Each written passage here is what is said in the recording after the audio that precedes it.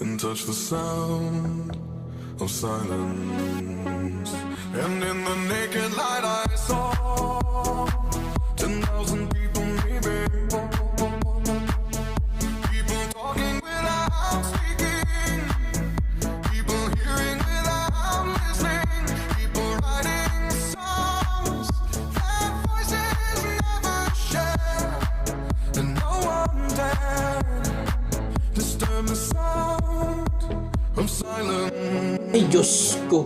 Wala na Said talaga. you do not know. Mahal na talaga ang bigas. Iwan ko kung totoo ito ha. Ito ay balita lang din na lumabas ngayon.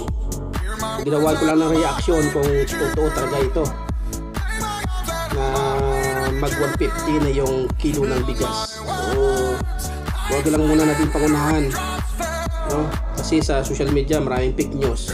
So kung totoo ito, wala na. From silence. Lipas natin.